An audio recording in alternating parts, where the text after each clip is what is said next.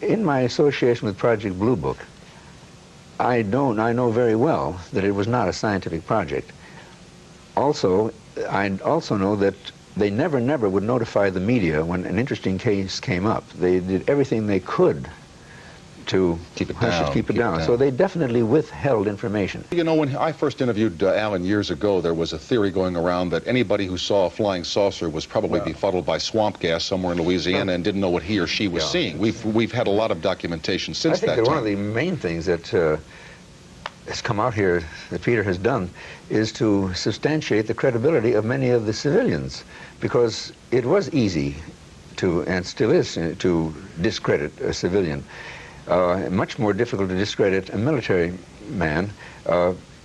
In Blue Book, for instance, we would get reports from military pilots, and that was particularly embarrassing to the Air Force, because after they had trained those men, and they couldn't very well, they could say that a civilian pilot might have been untrustworthy, but they could hardly say that to of their own military pilots, and we got case after case after case from military pilots which never hit the press. There are three things about this whole thing, Tom, that no one can deny. They're incontrovertible points. Even the grossest skeptic can't deny them. The first of all is that the UFO reports not only exist but persist. See, when I started with the Air Force, I thought that this was a fad. In a few years would just disappear. Be all over, okay.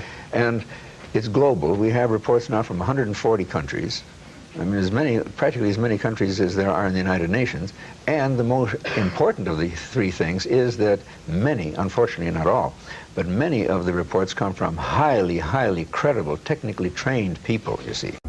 The phenomenon has not changed a great deal, has not changed materially since 1947. And I'm quite sure that neither we nor the Russians had anything like the capabilities demonstrated by the UFOs in 47. I don't think we have now. So I've given up the whole idea that it could possibly be from any place on Earth.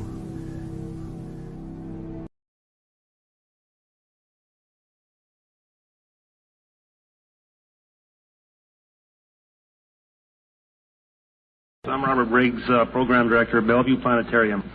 Dr. Hynek, as a scientist, I think the ball is definitely in your court to prove or disprove the existence of these objects. Dr. SAGAN, when asked the question, are UFOs for real, he said, extraordinary claims require extraordinary evidence. And I do not see, my colleagues do not see, specifically physical evidence to document. You and your colleagues, and SAGAN particularly, have not studied it. SAGAN and I were at Harvard together, and we were talking about UFOs, and he, of course, poo-pooed it. And I said, well, what do you think about the Homer, New York case? Never heard of it. What do you think of the Monticello, Wisconsin case? Never heard of it. And I went down the line, case after case after case. You'd never heard of him, never studied him. And I said, Carl, darn it, you know as well as I do that for a scientist, he speaks on something, he should be familiar with the literature, he should have studied it. I said, yeah, he says, but I don't have time for that sort of stuff.